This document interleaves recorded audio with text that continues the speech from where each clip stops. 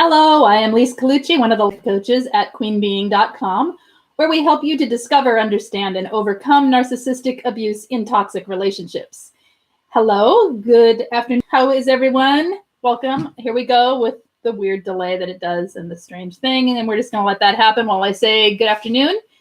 And hi, Karina, or is it? Yeah, it's Karina.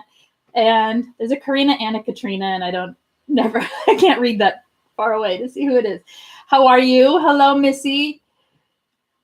Hello to everyone else. And I'm just waiting for this glitchy part to stop so we can actually talk without it looking weird. Hello, Iraq, Freedom, and Nick. Hey, hey. Hey, hey to you too. So is it done? It's done. Yay. Okay, let's start. So today, this is a topic that was asked about yesterday. Hi, Michael John and Jess. It was asked about yesterday, and I wanted to talk about it because it is something that's important to people who can't leave. Okay. Hello, Belle and Tree Hugger and Bonnie. Hello. Okay. So what happens when you can't leave? How do you survive? What do you do? Can you heal? Can you start healing?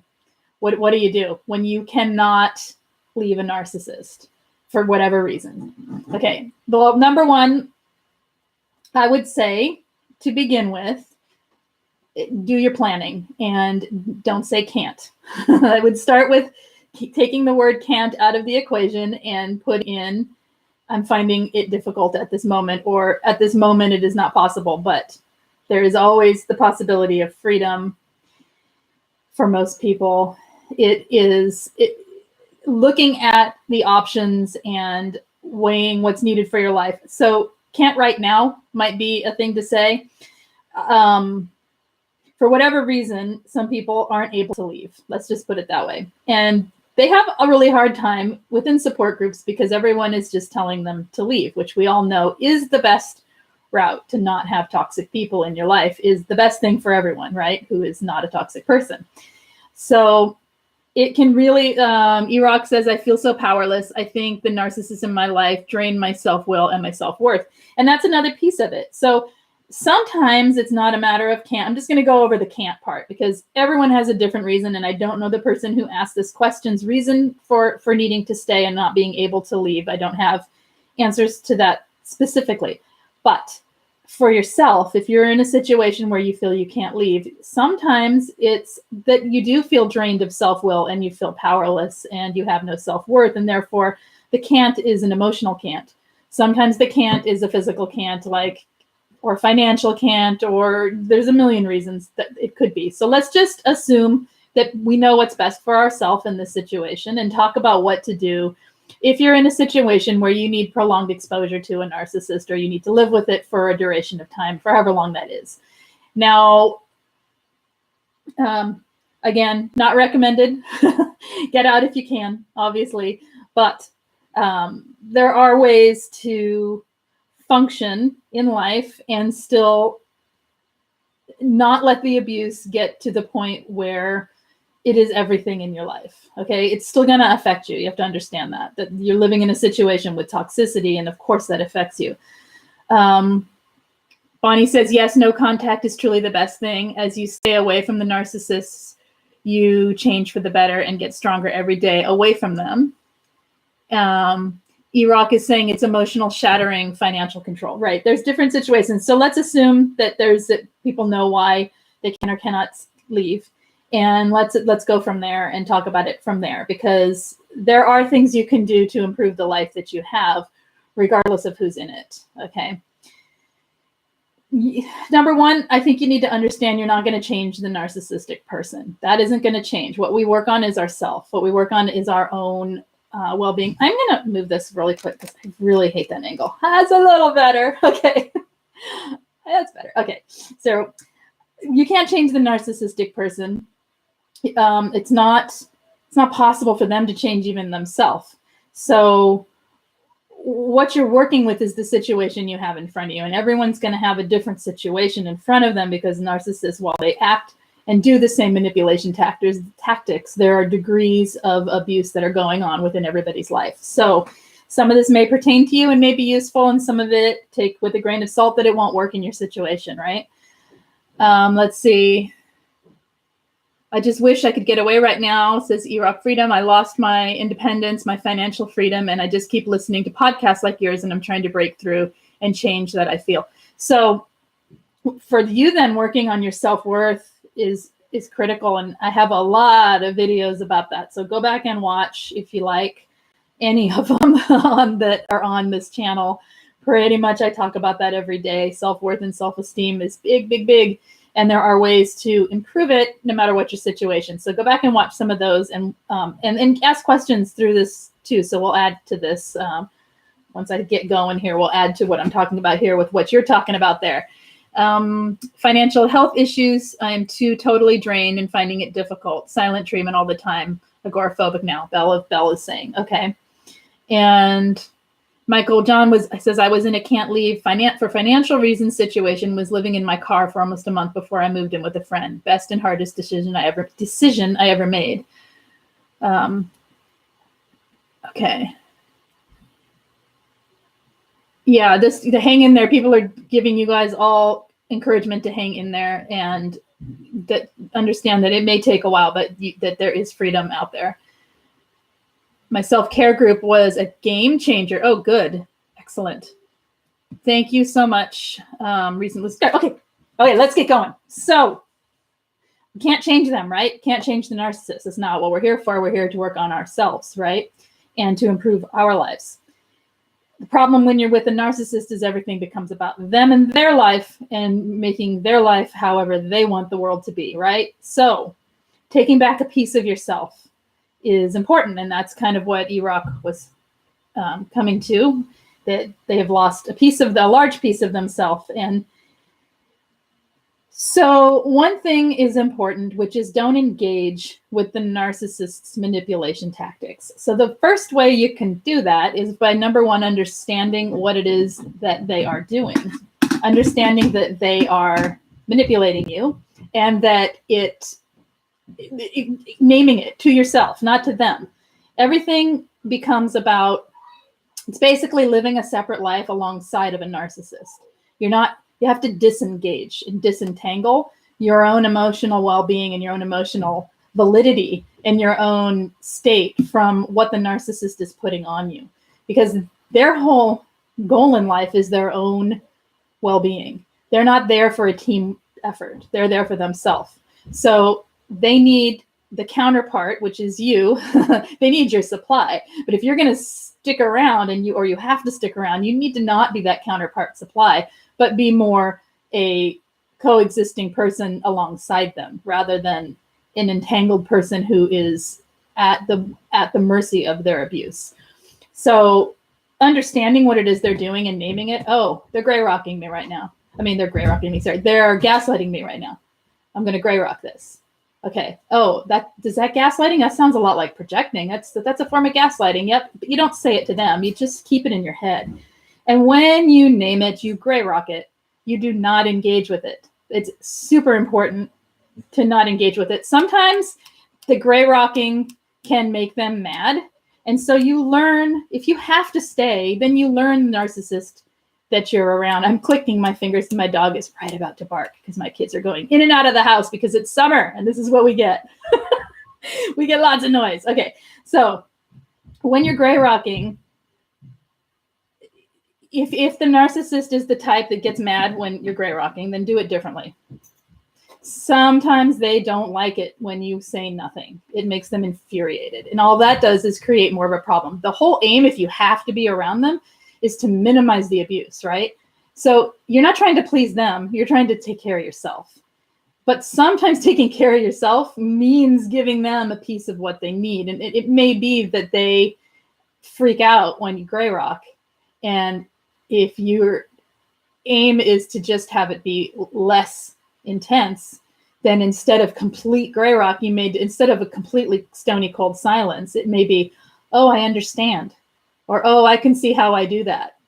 It's not pleasant. And it really is playing into their insecurities and nonsense. But sometimes that's what you do. And on the inside, On the inside, you're telling yourself, look, I know the truth. They're totally gaslighting me. They're in their own little delusional world and they're going off again. And that's what you're telling yourself. None of what they're saying means anything. Any reply I have is only to end this situation right now. It's only to keep myself from being completely buried under from their abuse. You just keep talking yourself through it on the inside. It's very hard, but it's kind of essential that you learn to gray rock in a way that is beneficial to yourself. I've provoked narcissistic rage by trying to be civil. Exactly. Sometimes, this is all trial and error. You have to learn the narcissist. Basically, you study them back. Should have started with that. You study their behavior. You study them back.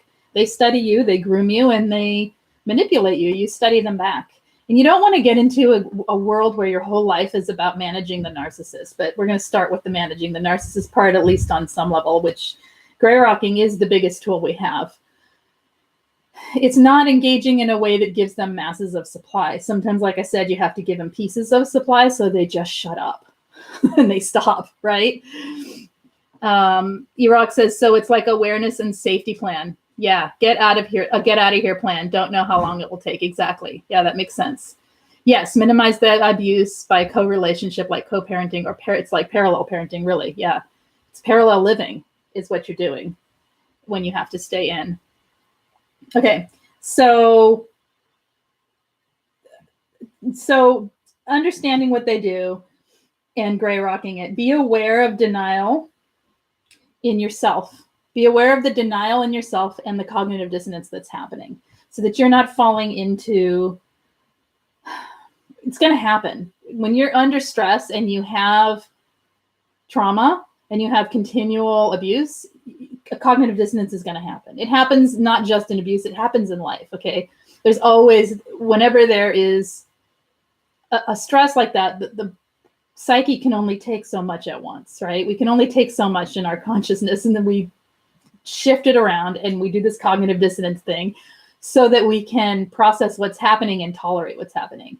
So understand that when you are in denial and you are in a state of cognitive dissonance, you're just protecting yourself. Don't get hard on yourself, but understand that's what's happening. Oh gosh, they're being nice right now. I really want to believe it. I do believe it. I feel love for them. I love them so much, blah, blah, blah. Whatever you're feeling, knowing that other shoe is going to drop any second, tell yourself, okay, I'm aware that this is denial and cognitive dissonance. That's what I'm feeling. It's not so much that it's going to change things, but understanding what you're doing can help you from being completely plowed under by it when they do turn the table, which they will usually, if you're at this point, probably within hours or days. So if you're at the point where you can't leave, but you know you're so enmeshed that you can't leave for whatever reason, but you know you should, you've probably been there a while, right? So you know what's going on. Pay attention to yourself and acknowledge it for yourself so that you're honest at least with yourself, right? Find outlets for those emotions. So exercise, go get away from the narcissist whenever you can and go do something physical, talk, run, go take a class, be whatever you need to do, whatever emotion is coming up for you, find a way to move it through your body so that you're not just sitting there holding it all the time. Because then what happens is you can end up agoraphobic and a lot of other things. Anxiety issues can ramp up, right? Because your body is storing all of this toxicity and all of this abuse. So find ways to move it through. And if you're already there, take baby steps to find ways to move it through your body too. If you can't leave the house, find ways to do it in the house. I mean, I just suggested to someone yesterday, find a yoga yoga video for, I almost said tape. Oh, okay. Find a yoga something for people with disabilities or restorative or even like geriatric, something that is so low key that you can do. There's like a giant fly in here is driving me crazy. Summer, that you can do like laying down even if you're in a chair, right? So you don't have to actually get up and go somewhere or move around too much if you're feeling completely in the freeze mode. sometimes it helps to just take it all the way back to really super basic, but get that body moving and get yourself breathing and focus and concentrate on yourself for that time.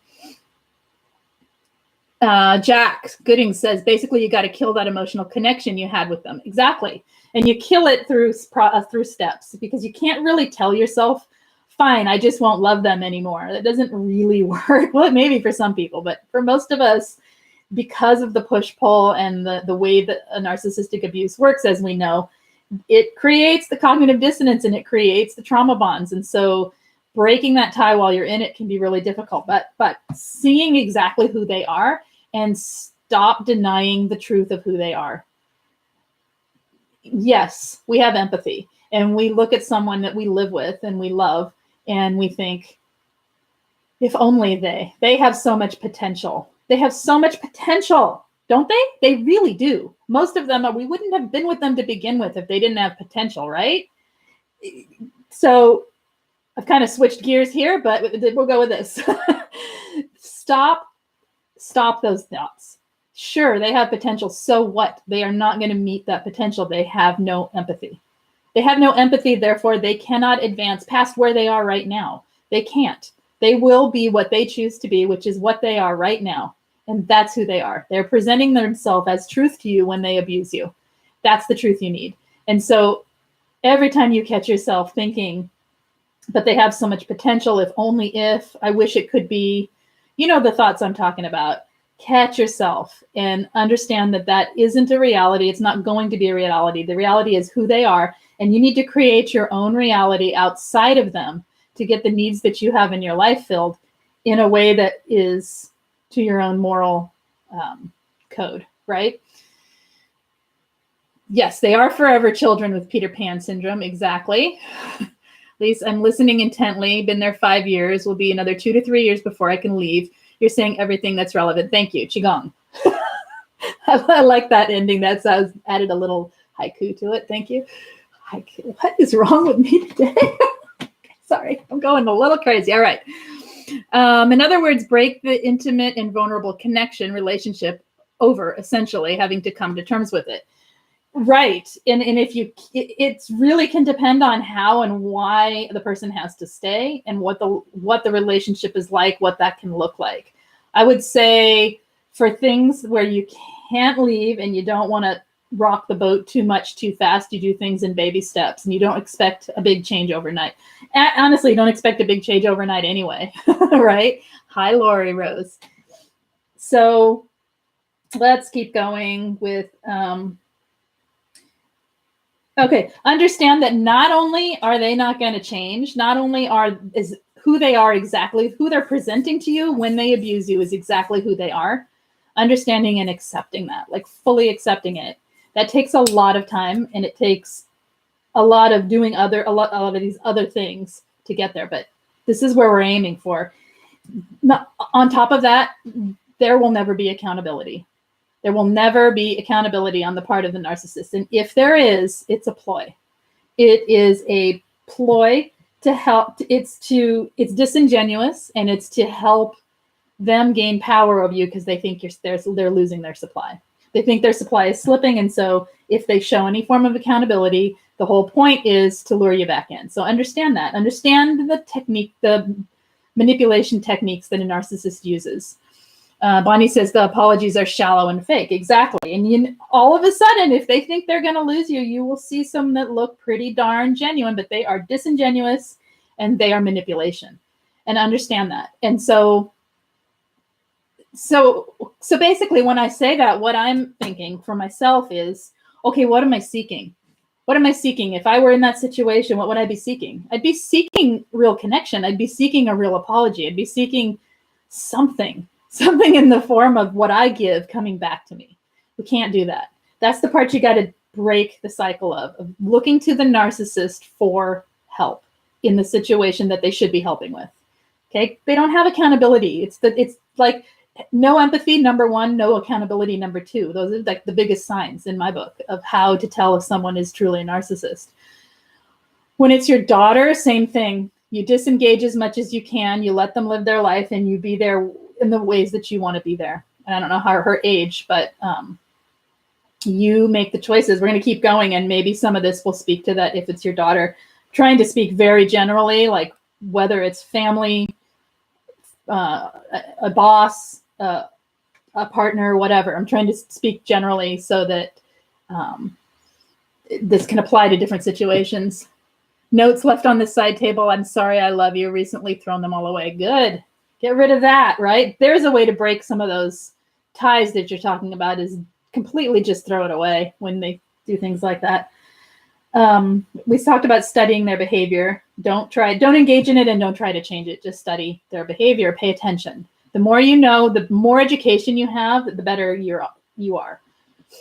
Your daughter's 36 and haven't seen my grandkids in months. Okay. And unfortunately, yeah, this is, hopefully some of this will apply. Let me go through this, and then if you have further questions on it, like more specifically, if anything or if anything sparks a question, go ahead and ask it. And I will try to get back to more specifically if it's a daughter. You just got to remind me. Understanding the abuse cycle. How much do you really know about the abuse cycle? How much do you know about it? Understand everything you can about it. Understand it, watch it, observe it, and understand that it isn't you. Okay, this is the abuse cycle of a narcissistic person. They all do it. It's not a reflection of the supply. They do it to everyone. They'll do it to any supply they have.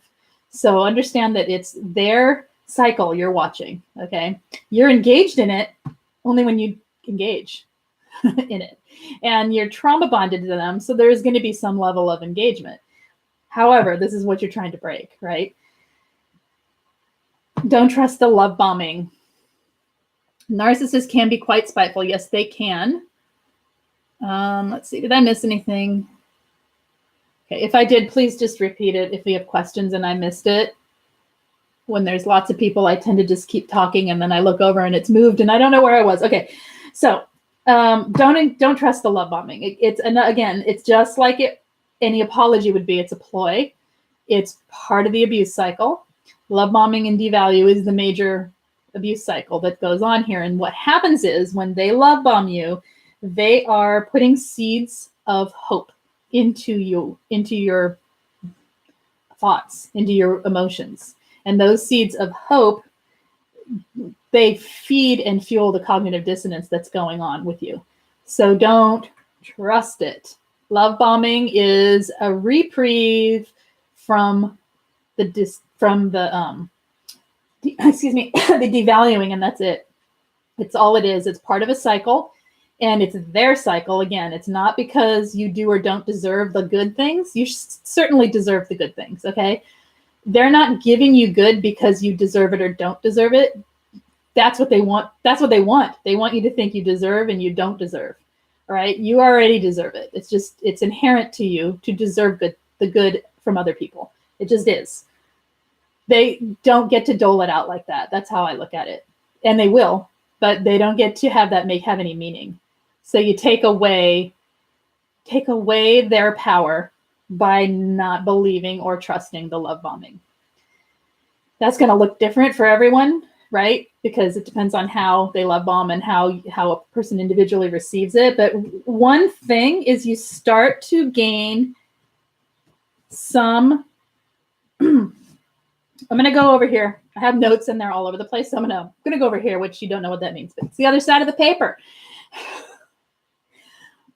One way that you can, multiple ways that you cannot trust the love bombing is to start seeing what it is you get from the love bombing. What is it that when they do that, when they give you the good stuff, when they give you breadcrumbs, what are you gaining?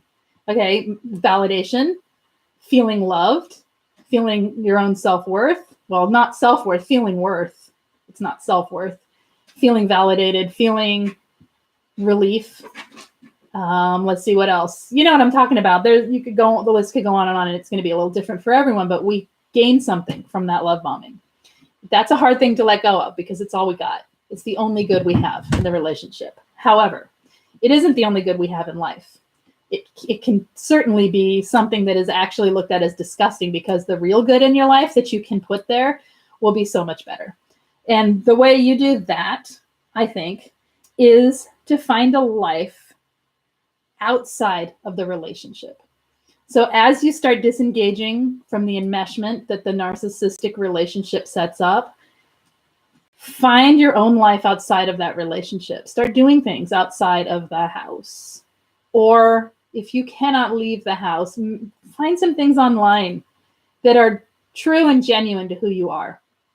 It doesn't matter what it is. Just get some interests outside of the narcissistic relationship so that you have somewhere to go for yourself, right? This is how healthy people behave. They don't enmesh with one another the way a narcissistic relationship is. They have their own lives, and then they come together when they're together and they share their lives, right? They don't enmesh the way that a narcissist needs you to. So find that. Reverse the isolation they lure you into. Exactly. You reverse that isolation. And that can be, if you're in a state where you're completely agoraphobic, that can take a while, right? And it can take creativity to find a way to do that. But it's important. It can even mean, it doesn't even need to include other people right away. Okay, just finding something in your life that isn't related to them so that you start building something for yourself. So you have something, right? Fostering friendships, find people. So when I'm saying fostering friendships, it can be other survivors, sure. However, it's really important to not always be enmeshed in your abuse. So finding things that are fun for you outside of the relationship that involve other people, that you can engage with other people about that thing. You know what I mean? Like maybe you have like pottery and you have pottery friends, or you want to sing in a choir and you have your choir friends, or a dance class and your dance friends, or, you know, your mountain biking friends or whatever. You find people that you can foster friendships with about things other than abuse, because then you're taken into a world outside of abuse, right? And you are able to live in that world for a little bit.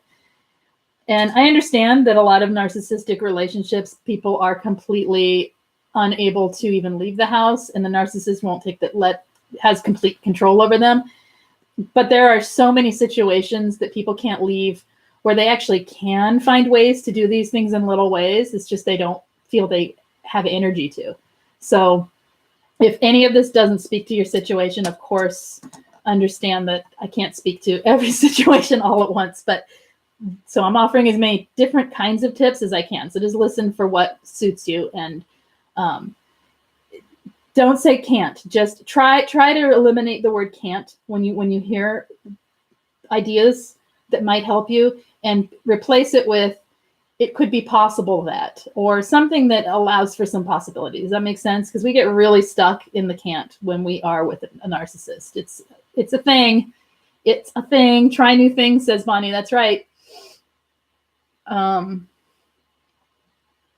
They get so angry when we do that, and then they try to upset the apple cart. They do. They're going to get angry. This is the thing, is there isn't living with them and finding peace. You've got to find yourself though, right?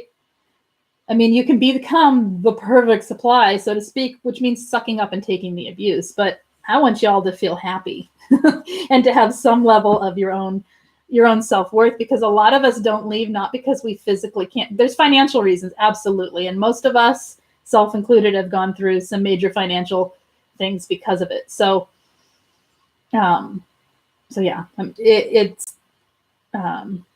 the harder part to me is the emotional part, the emotionally being able to leave and feeling stuck and having no self-worth. So these are all the tips on the self-worth. Keep up with support groups.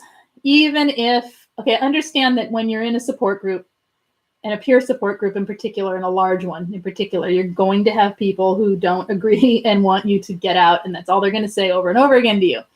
So it's learning to be in there without having that affect you too badly, and learning to ask the questions that help you through your day. Sometimes we just need to vent, and that's okay. You know what I'm trying to say here? It's like finding how to use a support group to suit your needs.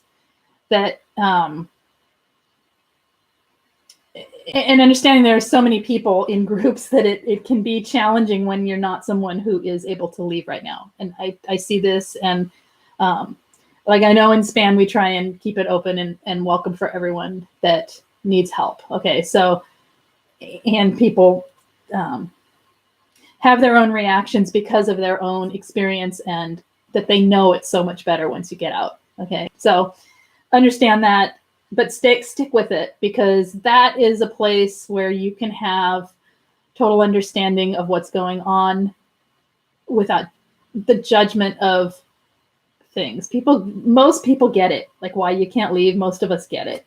Okay. So do not engage. I talked about that already. When the narcissist is gaslighting you, when they're projecting, when there's that fly, you see that thing is giant.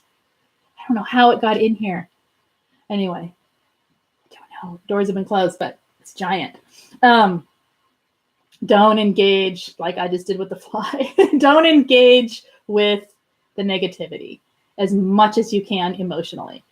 It's hard. We live in a state of dissociation half the time when we're trying to do this, and it can be really hard. But as you don't engage, give yourself time afterward to have the emotions you need to have and express them to yourself or to a friend or to a coach or whatever you need to do to allow yourself to process what you experienced. Does that make sense? So nurturing your life in ways, seeing Elvis was good, right? Yes, seeing Elvis was good, I hope. We broke at an Elvis convention, broke up. Of course, they'd break up at a convention. Yeah, right. I'm surprised they didn't text it from across the other side of the room. By the way, we're done. All right. Nurture your life. Nurture your life as best as you can. Nurture your spiritual life. Nurture your body and your emotions. So we forget what it is that makes us feel better.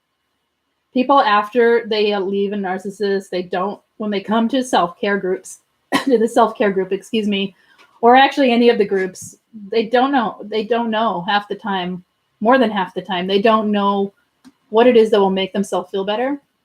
They don't know how to apply self-care.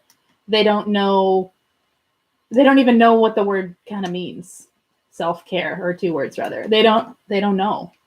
And so this is a place you could start no matter what's going on in your life. Self-care is probably what I should have started with, but here we are. It's taking care of yourself for real, the way you would care for someone else. Okay, it's acknowledging the things that you do for yourself. It is embracing your emotions and giving them some space and some room. It's taking care of your body. If you've noticing where you're out of balance in your life and finding some balance. Things get so out of balance when you're with a narcissist. And areas that tend to go are the way we care about ourselves, the way we care for ourselves, the way our appearances, our physical well-being, exercise, our eating habits, smoking too much, drinking too much, things, these are the things that can take over. Having a loss of hope and faith in our life, not getting out into nature, not even enjoying simple things that are around us. So trying to seek joy in your life. You can have good and bad at the same time. Things can be miserable at home and still be joyful when you're out by yourself. Even if out by yourself means stepping outside to your garden or stepping outside to walk your dog or whatever. It doesn't have to be big, extravagant things. It can mean stepping into the shower on your own. That can be self-care, and that can be a pleasant situation rather than just a chore that you do. You know what I'm saying? So finding ways to apply self-care to your life and really, really understanding what that is. And the self-care group is good for that. I don't have it going right this second, but I could. If people join it, I'll do it. It's Tuesday nights. And the self-esteem group is also good for that, which is Monday nights. And having others to work with through that and getting some specific help for your own individual situation can be really useful. Even if you only do it for a month, it can be really helpful. So self-care, I think, is probably the number one tip I have for all of this, actually, is really, that's where you start making changes. And when you do that, when you start applying self-care to your life and actually learning to live a life of more of self-care, because see, a narcissist wants it to be their care, everything for them. And so there is no room for self-care for somebody who is the narcissist's main supply, right? So we have to kind of sneak it in and do it anyway. And if you keep doing that, then when you do find your way out, you have a foundation underneath you, because the trauma bond breaking hurts, the leaving hurts, the pain that comes from leaving is often the scariest part, and what keeps people trapped is the fear of leaving. And it does hurt. It is miserable and it is painful. However, if you start with the self-care before you leave, you are in a much better position to know how to nurture yourself and get yourself through that situation. Okay. Question, did I say projection is gaslighting, or perhaps the opposite? Excellent advice. Projection is a form of gaslighting.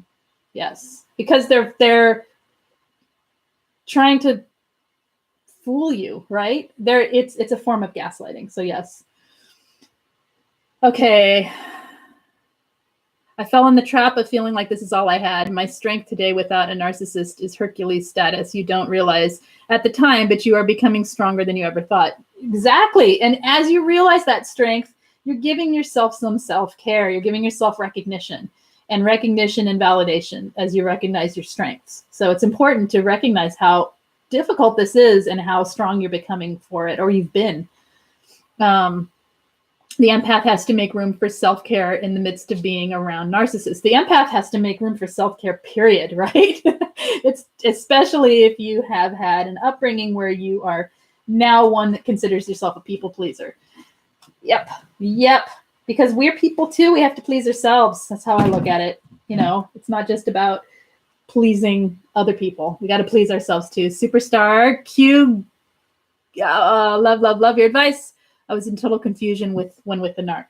Yeah, right? It's because it's so overwhelming and they wrap you up so much in their drama in their world. You got to make some space for yourself, right? And it takes time.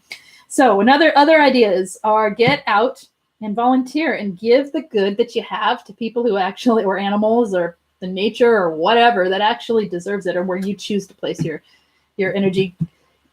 We have a lot of giving. A lot of times we're drained and we can't do this, but I'm just thinking of ideas for people in different situations. I mean, say you're a narcissist in your life as your boss and you can't leave your situation because you absolutely need that particular job for whatever reason. It may be a good idea to get out and volunteer so that you feel the experience of doing something with your being, giving and work in a work way, because volunteering is work as well, that isn't wrought with all sorts of, that isn't like enmeshed with the toxicity. And it's also a form of generosity, and generosity breeds gratitude. When you feel yourself being generous in your life and you witness generosity around you, it fills you with gratitude. It's like the fastest route there. So it can be useful. Look to yourself for the validation that you're not getting in your relationship. That's a big one. Okay. Let's see. It's a game changer. Yeah. Give to people and animals who actually appreciate your efforts. Exactly. Or to where you choose to. I mean, it could be you give to a cause that has no validating factor from the externally, but you want to do it. Do it. Right? We have to create some freedom in our life. The biggest thing that I noticed personally was how much freer I felt after, right? And how enslaved I felt during. And that freedom, it takes getting away to fully feel it, but it can be started even when you're with them, okay? And even if it's baby steps, tiny freedoms, notice it. Notice the little bit, notice anything good that you're putting into yourself. Notice the changes that it makes and be okay with it. The other shoe is not going to drop in that regard. The other shoe is always dropping. The narcissist is right there. They're always, love bombing and devaluing. It's part of the cycle. But you don't have to do it to yourself. You can notice the good things that you give yourself and hold on to it. And don't worry about it. Okay? And to try and genuinely bring a kind smile out, even if nobody is there, maybe in the mirror. Yes, exactly. Just let yourself feel yourself smile even is great, right? And laughter, somebody mentioned laughter earlier. That's another one, if you can. So looking to yourself for validation and care is kind of what we were talking about with the self-care. It can go further into seeing the beliefs that you have for why you're staying. If you really seek the answer of why you can't leave, sometimes it's not what you think it is. Sometimes there is a belief system in there that is holding you bound there. And looking for that can help you to self-validate, because then once you see it, you go, oh, okay, I am afraid of being alone. Okay, that's fair. You know, instead of, well, I can't leave because, and you have a billion other external reasons. Does that make sense? So as you do that and you validate what you feel, looking for self-validation can mean knowing that you're a good person, regardless of what the narcissist is throwing at you. Knowing that you deserve more. Knowing that you deserve kindness, period, end of sentence. There's nothing else to it, right? That kind of looking for self-validation has to come from yourself, and that takes time. And again, that's a place that therapy or coaching can help you. I don't know what else to say without a specific question on that one, but that's that. I'm going to read some of what you guys are saying. The freedom of enslavement you feel as you are breaking away from the toxic entanglements. Right. It's so nice. It's so nice. Laughing is my number one for sure. Good. It's the best. Laughing is good. All right. Okay, you guys, any questions about anything else? I have a few more on the what not to do side that I'll keep going with otherwise, but anything you want to talk about while we have a few more minutes left here today, go ahead and ask, and I will. If you've asked something back earlier in the chat, please re-ask it so that I can find it. Thank you. Okay. Sometimes, I think I talked about this, sometimes you have to feed the ego of the narcissist a little bit. It's a game of manipulation. Understand that you're not in a relationship, you're in a transaction. It's a transaction of power. It's a transaction of, it's a dynamic. It's not a relationship. Does that make sense? It's not, relationship implies relating. And you can't relate to a narcissist. You can relate to the narcissist. They don't relate back, right? So to me, it's not a relationship. It's either a transaction where you give and they take, or it is a dynamic where there is power in play.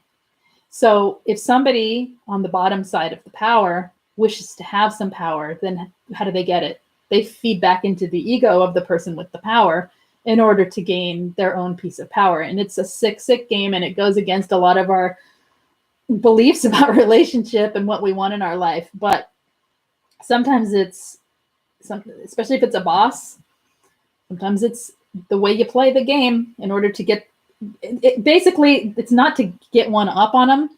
It's to keep yourself safe and free from more abuse, right? To keep yourself backed away from what they're going to throw at you next. It's not to so much gain power, right? Because what we don't necessarily want power, we want our own power. We want to be living in our own power, not power over them, right? I've heard EMDR is great. I've tried it, but I don't like the therapist. I've had experienced possibility with a narcissistic therapist. So anyway, I changed her and I got another one who doesn't. Good. And I would say if you're still with them, I don't know how EMDR would work when you're still in the trauma. Whoa, that got blurry. I have done it for myself outside of a trauma. I haven't done it while still experiencing the traumatizing factor, so I don't know. But especially, I recognize talk therapy and stuff. It's like I don't want to waste my time, and I don't know how to choose a good therapist. You choose what feels like it's working for you, and it takes trial and error sometimes. Everyone's going to be different on what works for them. Personally, I mean, I'm not a therapist, I'm a coach, and I'd have a different approach. So it's more based on finding the belief system that is blocking you from making progress in your life and allowing you then to explore that belief, find perspective around that belief, and thus change the belief. That's the way I look at it. especially after toxic relationships, and especially for those of us who have had childhood trauma. So, and that's different than therapy, and it can be part of therapy. So, I mean, it depends on what you need. I would say start thinking about what you need. What is it that you need that you're not getting? Do you just need a lot of validation? Do you need someone that understands and can just nod their head and totally be there for you? Then that's what you look for. And if you need, a good narcissistic abuse therapist should be able to do that, plus give you some direction on how to maneuver your life so that you can get free. Okay. What did Bonnie say? It's really hard going no contact with an elderly narcissistic mother and narcissistic sibling. I can understand that, because you've got obligation to this elderly person, because society says we're supposed to be there for our aging parents, because society tells us this and society tells us that, and our friends don't understand, and the church looks down on it, and everyone's looking down on you for being the bad person for walking away from a toxic person, not seeing that this was the lot this person created in their life. And they chose to be this person because they do not, well, I don't know if they choose, but if they don't have empathy, then they aren't safe. And so you have to make a choice for your life, right? Because of my belief system to stay together no matter what. And yes, take care of my mom no matter what. Right. So it's looking at those beliefs and finding some space around them. How can you validate yourself when you can't believe your own validation? Oh, because you can. Okay, here's wise. You can write down ways that you have taken care of yourself today. I don't care if you did it with intention or not. I, for instance, got up. I let myself sleep in because I couldn't sleep last night. I took care of myself. I look at all the little things I did. I made myself breakfast. I took a walk. I took care of my kids. I prepared this. Whatever. I did these things for myself, for my day to go the way I wish my day to go. And I can see there that I've given to myself. So say more about the validations. Can you describe something that you feel you need validation for? Because it's easier for me to talk specifically to something like that. Okay. All right. Now I'm going to keep going with this, and I'll let you answer, Butterfly Mama. Okay. Lessen your expectations of the relationship and the narcissist. We all have expectations on the relationships that we're in, no matter what the relationship is, the friendship, whatever. We have expectations on, you have expectations on me right now. You know what I mean? Like, we all have expectations on what we're receiving from other people, and where we're choosing to place our time, and the people we're choosing to engage with, right?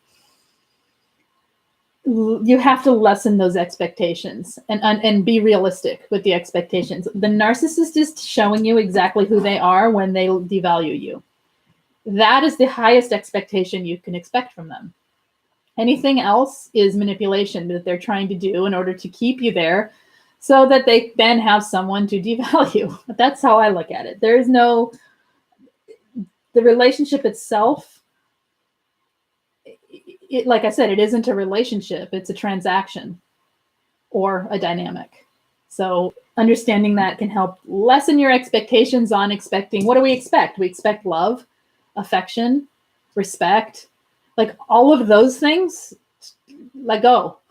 They aren't going to be there with a narcissistic person, right? You give those things to yourself, and you do so by not expecting it from them. See, the problem with trauma bonding is it's set up so that there's all this giving so that you trust someone, and then they take it away with the devaluing. And the only thing that makes it better is that very thing that took it away giving back to you.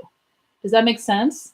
So it's like give, take it away and hold it and withhold it long enough until you're just dying for it, and then give a piece of it. And that cycle creates us falling back to the toxic person for the things we need in life. But that isn't how love works, my friends. And that isn't how relationship works. So have a relationship with yourself and start giving and not taking away. That's how you validate, I think. It's one way. a little vague and obscure, but I don't know. I cannot let extreme narcissistic abuse happen and be treated with that dignity and respect. That's right. Well, here's the thing. The non-engaging with it, the setting boundaries, there's one I didn't talk about. And the reason I didn't talk about it so much is it's very difficult to set boundaries with a narcissist. In fact, it's probably impossible because they'll continually push and bend and force you out of your boundaries. No matter what, they'll just take. So the boundaries can be silent, quiet, subtle, and things like gray rocking are a boundary. So maybe with an elderly parent, it's how much time you choose to spend. Okay, I'm going to see her once a week, and that's just that because I feel obliged to. Well, how long are you there? I don't know, a vague amount of time. No, you're there for 15 minutes.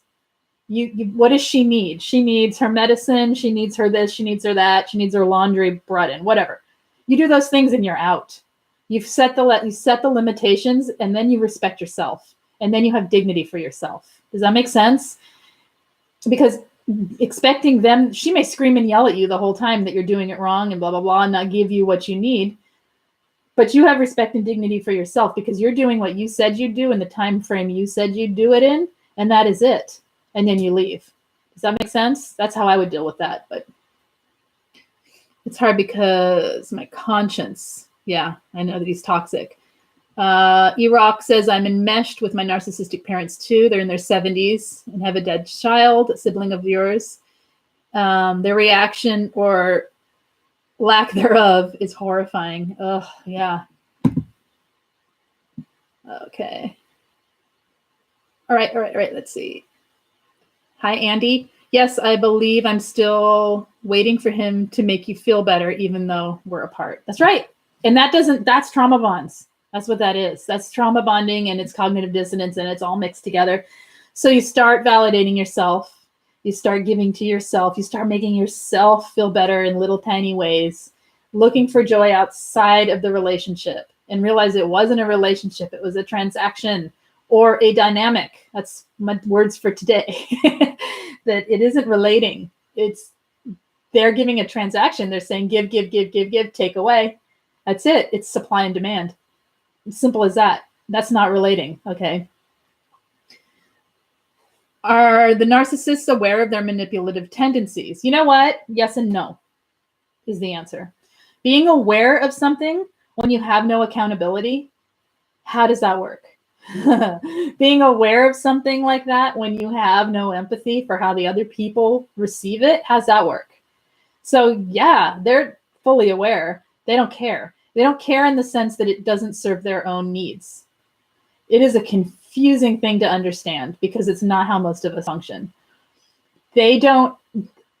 So I can tell you that I actually told mine in very concise words, and someday I may publish it. Very concise and very fair words, what they did and how they did it. And the response was complete denial of everything, even things you could point out. I knew this would be the response. I knew that even proof wouldn't work. It was completely turned around, tables turned, thrown back in my face, and I'm the crazy person. You know, it was classic. Okay. But so, yes, that person is out there in this world fully aware because I am an intuitive person with a fair sense and a very good sense of discernment for other people and a very judging but fair personality. In other words, I don't judge you, but I can weigh what's happening. It's all right. And they were told by me. And they're out there. They are fully aware. And are they still doing it? Guaranteed, yes. Okay. So, yeah, I think aware and accountable. If you hold those hand in hand, it's impossible to have both, right? If they're not accountable. And they keep it hidden. That's right. And they flip the script and they call you crazy. That's right. That's okay. I'll be that kind of crazy. That's okay. Okay, here's another important one. When you're with a narcissistic person and you cannot get out of the situation and you cannot leave for whatever reason, as we're talking about today, do not dangle the good in front of them. Do not go to them and say, oh my gosh, this amazing thing happened to me today. Or don't try to seek their approval. Stop approval seeking. It doesn't work. All it does is gives them more and more and more fuel to use against you, or to completely disregard you for, or to completely just devalue you for the very thing that's good. Do not give them good. Go to friends, go to strangers on a support group with something good. Nothing better in spam than when someone says, oh my gosh, I got a job promotion, or oh my gosh, this great thing happened to me. You know, people love it, and they will give you more validation than in probably 5 minutes than you get all day, you get all year from a narcissist, right? So do not go to them for validation of good things. We want so much, especially with toxic parents, this happens. We want so much for that piece of approval. That's all we want is that piece of approval. Often that's the hook. So unhook and give it somewhere else. Give it to yourself. Journal it. Make a journal of good things that happened to me. Whatever you need to do, just give it to yourself. Do not give them you're good. That's one of the biggest things I see people continually do, even when they know better and even years later, is keeping on trying to get that validation, that piece of giving them some piece of information about yourself that's good. Don't do it. Don't do it. That's yours. That's precious. Okay. That's precious. That is that good that you feel that you want to share so badly and get validation for. That's your fuel for yourself to start feeling better. Don't give it away, please. That's a big one. All right. Validation for what I'm doing through by not being my parents' life as much as I would with healthy parents, that I can be good at what I do for a living, being good enough. Okay, well, this is what we're talking about. Can you if you can do the self-esteem group on Mondays, Butterfly Mama, it would be awesome. And message me if you're interested, because it would be really good. It's exactly what that's for. Okay, it's finding why you're stuck there and moving yourself out of that so that you can find that validation. It takes time. It's not an overnight fix, but things like I just said, don't give the good away. That is a piece of it. I mean, it really depends on how you are. That was weird. How? I think I've hit the hour mark, guys. Okay. Yeah. All right. It depends on how you are seeking it to how I would answer that. That's one of those juicy questions, Butterfly Mama. And let me think on it. Maybe on Thursday I'll talk about self-validation. That's a good topic. Ooh, I write it down right now, just like I did the other day. Take a second, write down self-validation, and we'll work on that for Thursday. All right. Lise, what happens when an empath removes themselves from a toxic family of narcissists? How will they fare from there with their own? How will who fare with their own selves? I'm missing something there. With their own selves. You can't type it. It's okay. I usually read typo really well. I'm just not. I want to be clear here. How will who fare? How will the narcissist fare? Or how will? So wait, if you as an empath remove yourself from a toxic family, how will you fare, or how will they fare afterward? What are you asking? Them. How will they fare? I don't care. Don't care. How will they? They will badmouth you. They'll smear you. They'll seriously, I don't care. I care about you. Honestly. They will feel incensed. They will feel, how dare she do that? They will, it's what they do. They won't have any accountability for it. You'll be the black sheep. And that has to be okay. They circle the wagons. They do. Yep. They do. You have to be okay with it. You have to be okay with being free. Oh my gosh, you have to be okay with being free. What's that like? Seriously. You'll probably be disowned, and you probably will, but you know what? That's okay. It's okay. It's okay. You make your own family. There's a point after leaving toxicity that you leave one toxic after another toxic after your circle gets really small. It gets really small. This happens to most of us. It gets really, really small. Oh, good. You are free and your life is getting better. Oh, good. Excellent. And the circle, as the circle gets smaller, all it means is you have more room for good in your life. It feels like a big hole in your heart, but you can fill that big hole in your heart with love and acceptance and self-validation and good people and joy and beautiful things. This is the life we're here to live, right? And especially as empaths, we have to protect the light that we have, right? Okay. I was totally cut out of being dad. My ex and her family did it, and my mom enabled it. Ugh. Yeah, it's really hard. I mean, it's not easy. This stuff's not easy. Yes, the hole in my heart, but I will fill it up with good things now. Good, Bonnie. She told me she would get me a graduation present and keeps making demands to get the graduation present. What? Oh, my mom did that to me the other day. Oh, yeah. Oh, right, with the dangling of the good, and then yeah. This is what they do. So okay, I think I got to the end of my page. Yeah, I did it all the way through, and we hit the hour, and we're almost done here.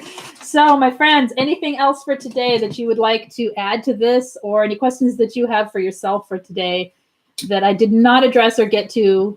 I don't want to leave anyone needing anything before I get out of here. I'm trying to read through.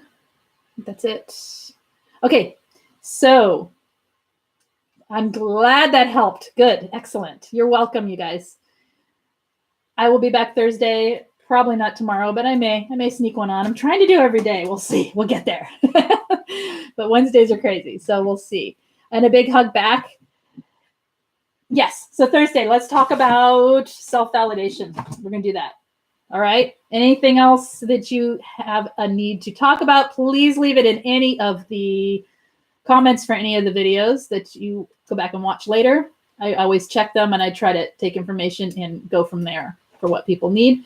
So if you have not already, text 233-222 Lise Live, Liselive. That's Liselive 33222. And I will text you about 5 to 10 minutes before I come on so you get notifications. If you have not subscribed, please do so if you enjoyed this and you would like notifications through YouTube. And if you have not done so already, hit the thumbs up. And if you enjoyed this, and then I know the kind of content people like and the kind they're not liking so much. All right. You guys take care, and I will see you next time. I wish you the very, very best. I will see you later. Bye-bye.